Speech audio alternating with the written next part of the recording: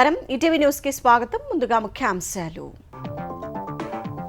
మాజీ ప్రధాని మన్మోహన్ సింగ్ అస్తమయం, వృద్ధాప్య సమస్యలతో ఢిల్లీ ఎయిమ్స్ లో మృతి, 7 రోజుల సంతాప దినాలు ప్రకటించిన కేంద్రం.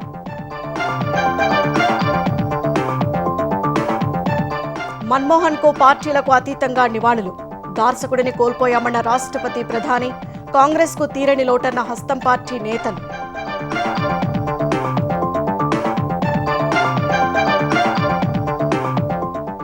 మన్మోహన్ మృతికి తెలుగు రాష్ట్రాల నేతల సంతాపం, అవిశ్రాంతంగా సేవలందించారని ప్రశంస. నేడు విద్యా సంస్థలకు సెలవు ప్రకటించిన తెలంగాణ.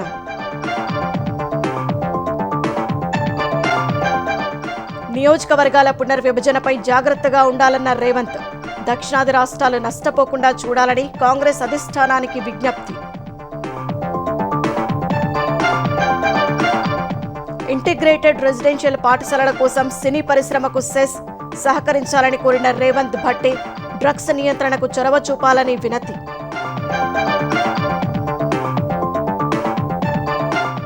పేర్ని గోడౌన్లో 7,577 బస్తాల రేషన్ బియ్యం మాయం. నెల రోజుల తర్వాత లెక్క తేల్చిన అధికారులు. కేసు విచారణలో అంతులేని జాప్యం. జగన్ నిర్ణయాల వల్లే ప్రజలపై విద్యుత్ సర్దుబాటు ఛార్జీల భారం. ఈఆర్సీకి డిస్కంలు సమర్పించిన నివేదికలో స్పష్టంగా ఉన్న వివరాలు.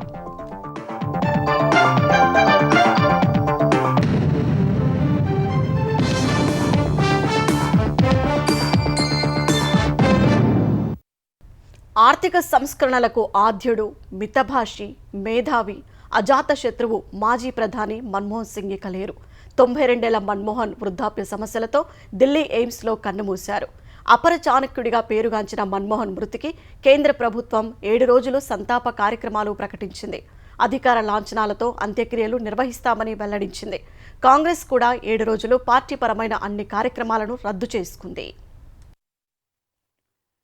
భారత మాజీ ప్రధానమంత్రి, దేశ ఆర్థిక సంస్కరణల రూపశిల్పి మన్మోహన్ సింగ్ గురువారం రాత్రి కన్నుమూశారు. ఆయన తీవ్ర అనారోగ్యానికి గురి కావడంతో వెంటనే కుటుంబ సభ్యులు ఢిల్లీ ఎయిమ్స్ కు తరలించారు. రాత్రి 8:30 సమయంలో అత్యవసర వార్డులో చేర్చుకున్న వైద్యులు ఆయన్ను కాపాడేందుకు ప్రయత్నించినా ఫలితం లేకుండా పోయింది. 9:51 ఆయన మరణించినట్లు వైద్యులు ప్రకటించారు. వయసు రీత్యా తలెత్తిన అనారోగ్య సమస్యలతో ఆయన ఇంటి వద్దే అకస్మాత్తుగా స్పృహ కోల్పోయారని, ఆస్పత్రికొచ్చాక కాపాడేందుకు శతవిధాలుగా ప్రయత్నించినా ఉపయోగం లేకుండా పోయిందని ఢిల్లీ ఎయిమ్స్ బులెటిన్ వెల్లడించింది.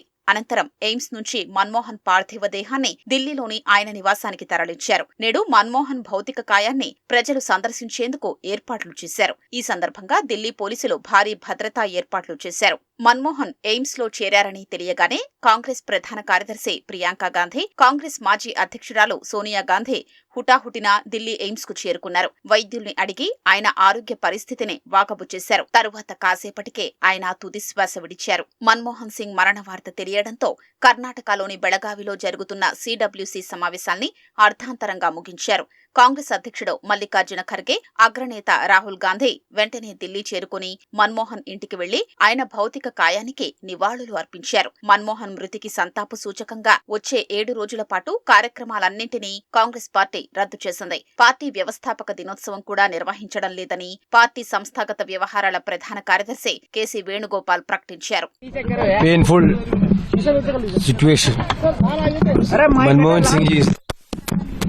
Real icon of the Congress party and the country actually changed the scenario of Indian economic situation.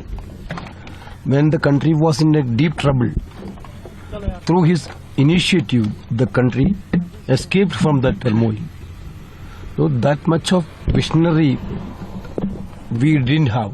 మాజీ ప్రధాని మన్మోహన్ మృతికి సంతాప సూచకంగా కేంద్ర ప్రభుత్వం 7 రోజులు సంతాప దినాల్ని ప్రకటించింది. పూర్తి అధికార లాంఛనాలతో అంత్యక్రియలు నిర్వహించనున్నట్లు ప్రకటించింది. ఈ ఉదయం 11 గంటలకు కేంద్ర మంత్రిమండలి సమావేశమై ఆయన మృతికి సంతాపం తెలపనుంది. మాజీ ప్రధాని మన్మోహన్ సింగ్ మృతిపై పార్టీలకు అతీతంగా రాజకీయ నాయకులు సంతాపం ప్రకటించారు. దేశానికి ఆయన చేసిన సేవలను కొనియాడారు. మన్మోహన్ సింగ్ మరణం దేశానికి తీరని లోటని అభివర్ణించారు. ఆర్థిక సంస్కరణలతో దేశాన్ని అభివృద్ధి పథంలో నడిపించడంతో పాటు పేదరికాన్ని నిర్మూలించే పథకాలను ప్రవేశపెట్టారని ప్రశంసించారు.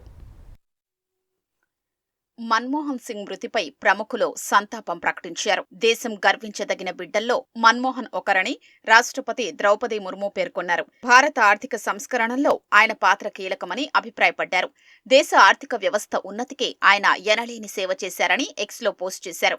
ఆయన మరణం తీరని లోటని తెలిపారు.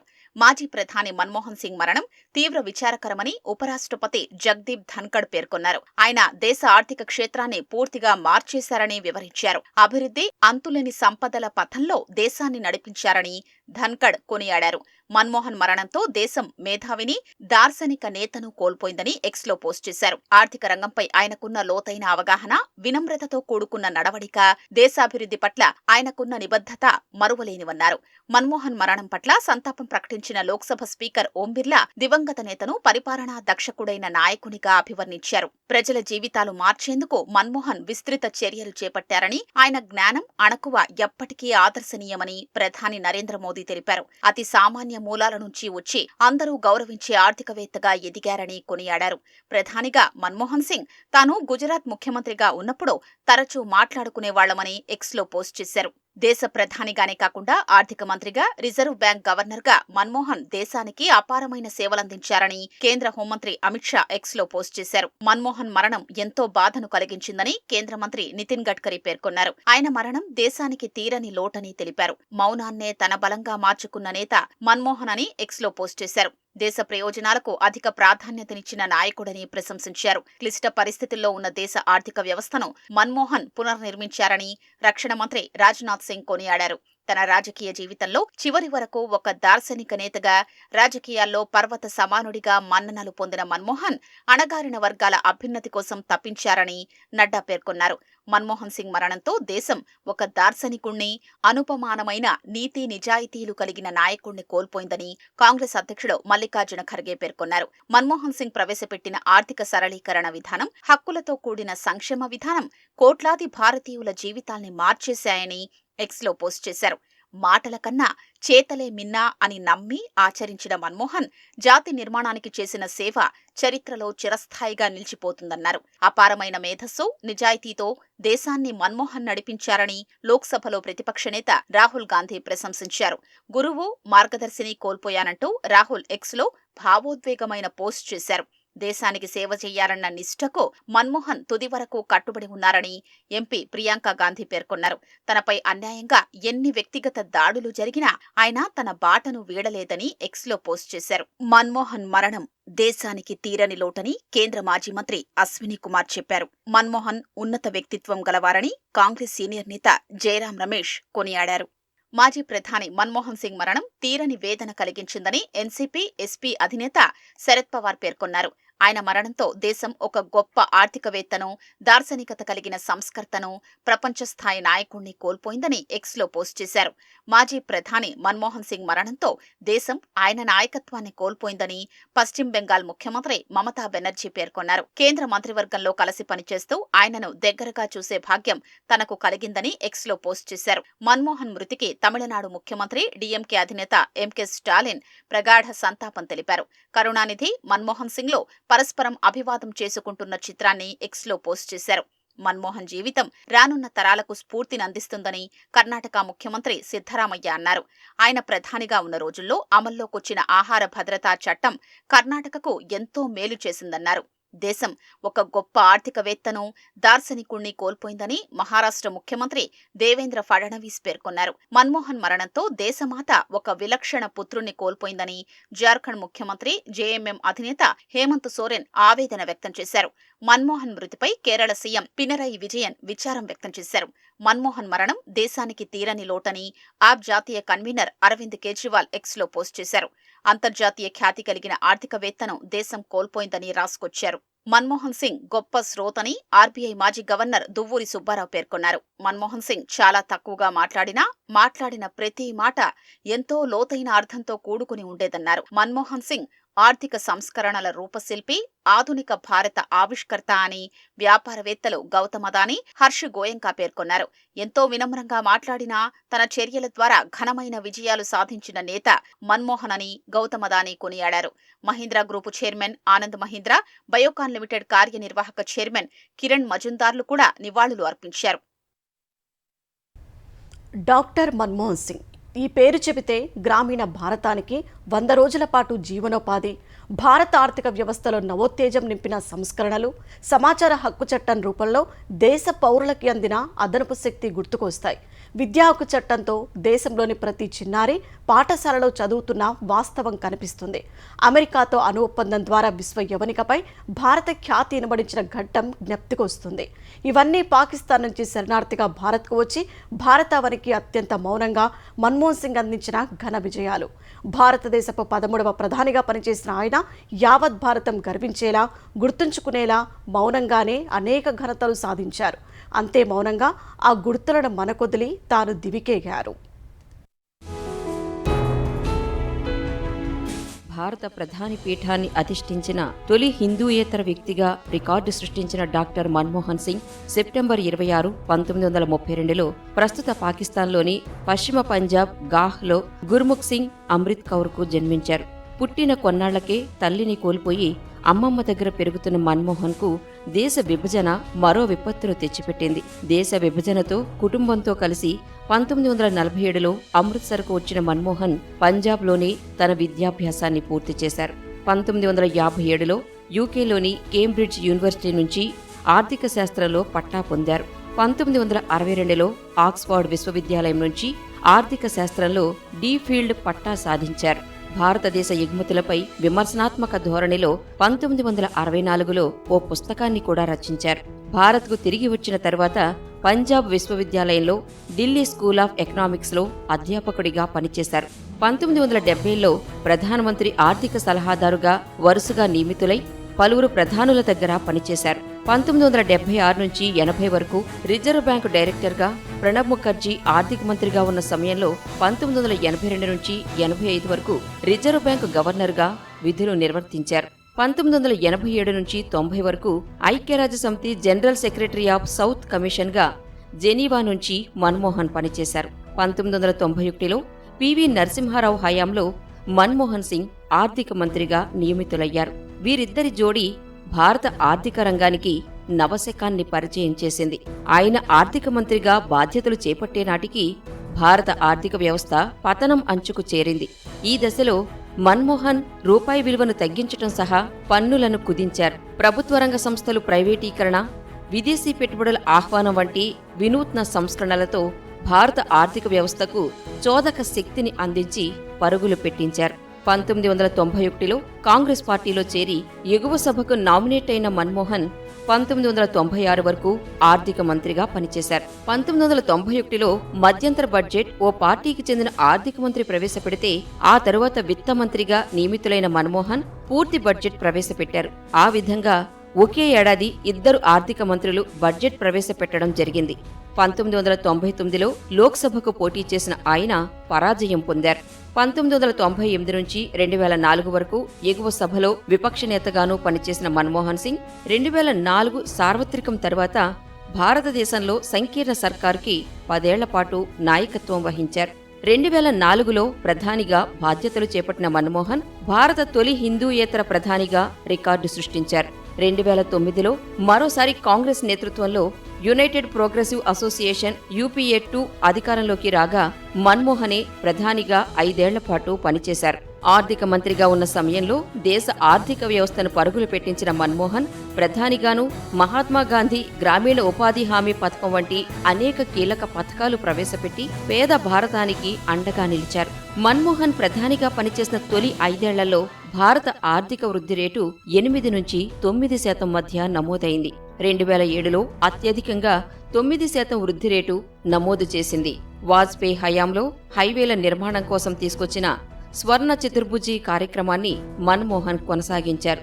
బ్యాంకింగ్, ఆర్థిక రంగాల్లో సంస్కరణలు కొనసాగించారు. రైతుల రుణాల మాఫీ సహా పరిశ్రమల అనుకూల విధానాలతో మన్మోహన్ ముందుకు వెళ్లారు.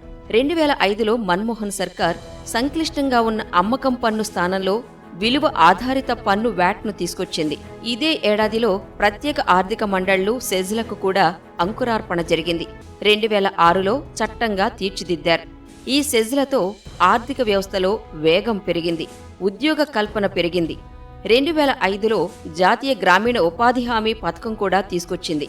దీని ద్వారా గ్రామీణ ప్రాంతాల్లో ఏడాదిలో కనీసం 100 రోజుల పాటు ప్రజలకు పని కల్పించి కరువు రోజుల్లో పేదలను ఆదుకున్నారు. 2006లో ఇది చట్టం రూపంలోకి రాగా 2008 నుంచి దేశవ్యాప్తంగా అనేక జిల్లాలు ఈ పథకంలో భాగమయ్యాయి. 2005లోనే సమాచార హక్కు చట్టాన్ని తీసుకురావడం ద్వారా ప్రభుత్వ వ్యవస్థల్లో జరిగే ప్రతి అంశంపై దేశ పౌరులకు సమాచారం దఖలు పడే హక్కు లభించింది. 2009లో ప్రతి ఒక్కరికి చదువుకునే హక్కు కల్పిస్తూ మన్మోహన్ సర్కార్ తీసుకొచ్చిన చట్టంతో దేశంలో బాలబాలికలకు బడి దగ్గరైంది. 2006-2007 మధ్యకాలంలో భారత వృద్ధి రేటు 10.08% నమోదు చేసింది. 1988-89 కాలంలో రాజీవ్ గాంధీ హయాంలో దేశంలో 10.2% మేర నమోదై రికార్డు సృష్టించిన తర్వాత మళ్లీ మన్మోహన్ హయాంలోనే ఈ స్థాయిలో ఆర్థిక వ్యవస్థ వృద్ధి రేటు నమోదు చేసింది. మన్మోహన్ దేశీయంగానే కాక అంతర్జాతీయంగానూ తన సత్తా ఏంటో మౌనంగా చాటిన ఘటన భారత్ అమెరికా మధ్య కుదిరిన అణు ఒప్పందమే తెలియచేస్తోంది. 2005లో జార్జ్ వాషింగ్టన్ బుష్ అగ్రరాజ్య అధినేతగా ఉన్న సమయంలో ఈ ఒప్పందం కుదుర్చుకున్నారు. 2008లో అమెరికాలో ఇది చట్టరూపంలోకి వచ్చింది. 2009లో మన్మోహన్ అమెరికా పర్యటనకు వెళ్లిన సమయంలో అప్పటి అగ్రరాజ్య అధ్యక్షుడు బరాక్ ఒబామా ప్రోటోకాల్ పక్కన పెట్టి మరీ శ్వేతసౌధం వెలుపలి వరకు వచ్చి మరీ మన్మోహన్ను అత్యంత ప్రేమపూర్వకంగా వీడ్కోలు చెప్పిన ఘటన ప్రపంచ దేశాల్లో మన్మోహన్ పట్ల ఉన్న గౌరవాన్ని తెలియచేస్తుంది. మన్మోహన్ సింగ్ 1958లో గురుశరణ్ కౌర్ని వివాహమాడారు. వారికి 3 కుమార్తెలు. 2002లో ఉత్తమ పార్లమెంటేరియన్ అవార్డు అందుకున్న మన్మోహన్ సింగ్ టైం పత్రిక ప్రచురించిన ప్రపంచాన్ని ప్రభావితం చేసే 100 మంది వ్యక్తుల జాబితాలో కూడా చోటు దక్కించుకున్నారు. 2010లో ప్రపంచ రాజనీతిజ్ఞ పురస్కారాన్ని అందుకున్నారు. ఇంకా ప్రపంచవ్యాప్తంగా అనేక విశ్వవిద్యాలయాల నుంచి డాక్టరేట్లు కూడా పొందారు.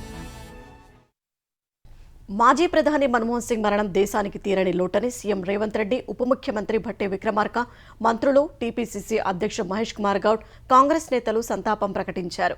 మన్మోహన్ మృతితో దేశం గొప్ప కుమారుడిని కోల్పోయిందని సీఎం ఎక్స్లో పేర్కొన్నారు.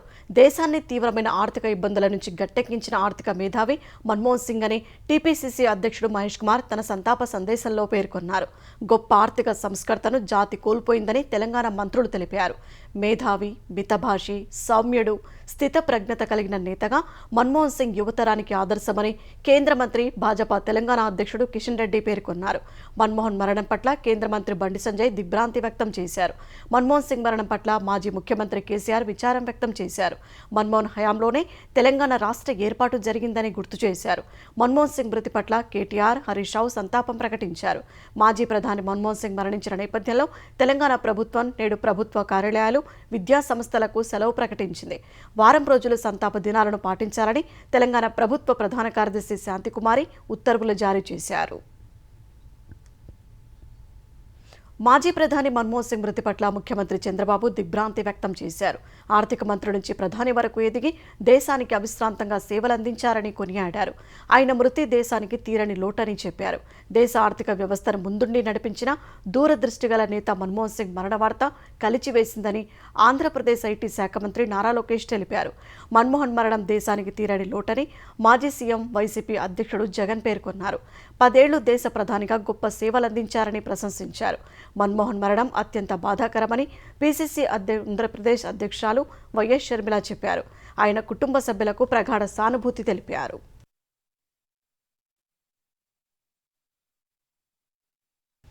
మాజీ మంత్రి పేర్ని నాని గోడౌన్లో మాయమైన రేషన్ బియ్యం అధికారులు మొదట్లో చెప్పినట్లు 3,708 బస్తాలో 4,840 బస్తాలో కాదు, ఏకంగా 7,577 బస్తాలు.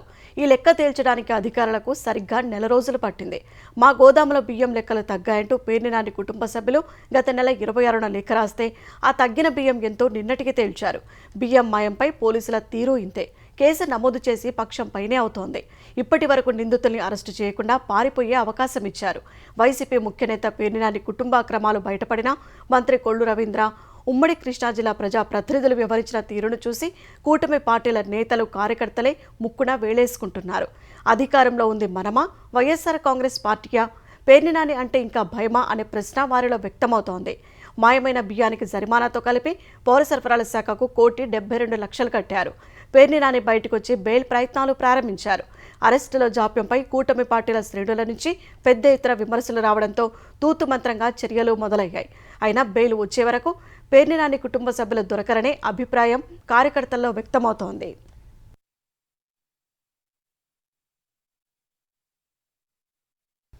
మాజీ ముఖ్యమంత్రి జగన్ పాపాల ఫలితం ఆంధ్రప్రదేశ్ ప్రజలను వెంటాడుతూనే ఉంది. అస్మదీయ కంపెనీల నుంచి అధిక ధరకు విద్యుత్ కొనడం, పీపీఎల రద్దు కారణంగా గత 2 ఏళ్లలో 15,485 కోట్ల భారం ప్రజలపై పడిందని నిపుణులు చెబుతున్నారు. ఆంధ్రప్రదేశ్ విద్యుత్ నియంత్రణ మండలి వద్ద దాఖలు చేసిన నివేదికల్లో డిస్కంలు ప్రస్తావించిన ఈ గణాంకాలే దీనికి నిదర్శనమని వివరిస్తున్నారు. 2019లో వైసీపీ అధికారంలోకి వచ్చిన కొద్ది రోజులకే ఉత్పత్తి సంస్థల నుంచి తీసుకోవాల్సిన విద్యుత్కు బదులుగా మార్కెట్ నుంచి కొనుగోలు చేసింది. దీంతో ఇబ్బంది పడిన ఉత్పత్తి సంస్థలు న్యాయ పోరాటం చేశాయి. అప్పట్లో తీసుకొని విద్యుత్కు కూడా పీపీఐ ధర ప్రకారం చెల్లించాలని కోర్టు డిస్కంలను ఆదేశించింది. దీంతో ఆయా సంస్థలకు 2023-24లో 9,500 కోట్లు వడ్డీతో కలిపి డిస్కంలు చెల్లించాయి. అస్మదీయ సంస్థలకు ఆర్థిక ప్రయోజనం కలిగించేలా మెటీరియల్ను అధిక ధరకు అడ్డగోలుగా కొన్నారు. వీటిలో షెడ్డిసై ఎలక్ట్రికల్స్ నుంచి కొనుగోలు చేసిన ట్రాన్స్ఫార్మర్లే ఎక్కువగా ఉన్నాయి. గత 2 ఏళ్లలో ఏపీఆర్సీ అనుమతించిన మొత్తం కంటే విద్యుత్ కొనుగోలుకు డిస్కంలు 19,884 కోట్లు అదనంగా ఖర్చు చేశాయి.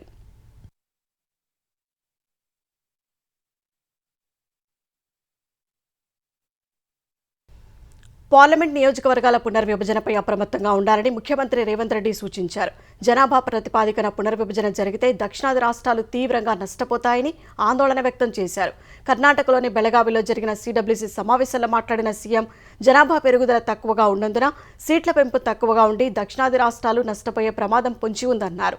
ఆ విషయంలో ఏఐసీసీ వ్యూహాత్మకంగా ఆలోచించి ముందడుగు వేయాలని సూచించారు. నియోజకవర్గాల సంఖ్య పెంపుతో దక్షిణాది రాష్ట్రాలకు నష్టం జరగకుండా ముందుకెళ్లాలని విజ్ఞప్తి చేశారు. తెలంగాణలో చేపట్టిన కులగణన దేశానికి మార్గదర్శిగా ఉందని, కేంద్ర ప్రభుత్వం వచ్చే ఏడాది చేసే జనగణనలో కులగణన చేపట్టాలని డిమాండ్ చేశారు. ఆ విషయంలో సిడబ్ల్యూసీ తీర్మానం చేసి కేంద్రానికి పంపాలని రేవంత్ రెడ్డి సూచించారు. రేవంత్ రెడ్డి చేసిన ఆ ప్రతిపాదనను సిడబ్ల్యూసీ ఏకగ్రీవంగా ఆమోదించింది. కృష్ణా జలాల్లో న్యాయమైన వాటా, నాగార్జున సాగర్ స్వాధీనం సహా పలు అంశాలపై నదీ యాజమాన్య బోర్డు సమావేశంలో బలమైన వాదనలు వినిపించాలని తెలంగాణ సర్కారు నిర్ణయించింది. వినియోగించే నీటిని పక్కాగా లెక్కించేలా టెలిమెట్రీ స్టేషన్ల ఏర్పాటు కోసం పట్టుబట్టనుంది. రాయలసీమ ఎత్తిపోతల సహా ఏపీ ప్రాజెక్టుల అంశాన్ని ప్రస్తావించాలని నిర్ణయించింది. నాగార్జున సాగర్ నిర్వహణను తెలంగాణకే అప్పగించాలని కోరనుంది. ఈ మేరకు అజెండా అంశాలను తెలంగాణ నీటిపారుదల శాఖ అధికారులు బోర్డుకు నివేదించారు. తెలంగాణ విజ్ఞప్తి మేరకు వచ్చే నెల 21న హైదరాబాద్ జలసౌధలో జరిగే భేటీలో ఆయా అంశాలను కేఆర్ఎంబీ అజెండాలో పొందుపరిచింది. యంగ్ ఇండియా ఇంటిగ్రేటెడ్ రెసిడెన్షియల్ పాఠశాలల నిర్మాణం కోసం సినీ పరిశ్రమకు సెస్ విధించాలని భావిస్తున్నట్లు ముఖ్యమంత్రి రేవంత్ రెడ్డి, ఉప ముఖ్యమంత్రి భట్టి విక్రమార్క తెలిపారు. డ్రగ్స్ నియంత్రణ, సమగ్ర కుటుంబ సర్వే వంటి కార్యక్రమాల్లో సినీ పరిశ్రమ సామాజిక బాధ్యతతో భాగస్వామ్యం కావాలని కోరారు. కమాండ్ కంట్రోల్ కార్యాలయంలో సినీ ప్రముఖుల భేటీలో సీఎం, డిప్యూటీ సీఎం ఈ విషయాలను ప్రస్తావించారు. దళిత, మైనారిటీ, బలహీన పేద విద్యార్థులకు ప్రపంచ స్థాయి విద్యను అందించేందుకు 119 నియోజకవర్గాల్లో యంగ్ ఇండియా ఇంటిగ్రేటెడ్ రెసిడెన్షియల్ పాఠశాలలు నిర్మిస్తున్నట్లు భట్టి వివరించారు. ఒక్కో పాఠశాలకు 25 కోట్లు ఖర్చవుతోందని చెప్పారు. సినీ పరిశ్రమ సెస్ రూపంలో కొంత ఆర్థిక వనరులు సమకూర్చాలని కోరారు. డ్రగ్స్ నియంత్రణ, సమగ్ర కుటుంబ సర్వే వంటి కార్యక్రమాల్లో సినీ పరిశ్రమ చురుకైన పాత్ర పోషించాలని రేవంత్, భట్టి కోరారు. సీఎం రేవంత్ రెడ్డితో తెలుగు చలనచిత్ర పరిశ్రమ సమావేశం కావడంపై సామాజిక మాధ్యమాల వెబ్సైట్లలో తప్పుడు ప్రచారం చేయడాన్ని తెలంగాణ ఎఫ్డీసీ చైర్మన్ దిల్రాజు తీవ్రంగా ఖండించారు. బెనిఫిట్ షోలు, టికెట్ ధరల పెంపు రద్దు అంశాలు సీఎంతో జరిగిన చర్చలో ప్రస్తావనకు రాలేదన్నారు. పూర్తిగా సినీ పరిశ్రమకు మేలు చేకూరేలా సమావేశం జరిగిందన్నారు. సినీ పరిశ్రమ అభివృద్ధికి ప్రభుత్వం మద్దతునిస్తోందని ఆయన చెప్పారు. సంధ్యా థియేటర్ దగ్గర జరిగిన వీడియోలను సమావేశంలో ప్రదర్శించలేదని స్పష్టం చేశారు. బౌన్సర్లను నియంత్రించాల్సిన బాధ్యత సినీ ప్రముఖులే తీసుకోవాలని డీజీపీ సూచించినట్లు దిల్రాజు వివరించారు.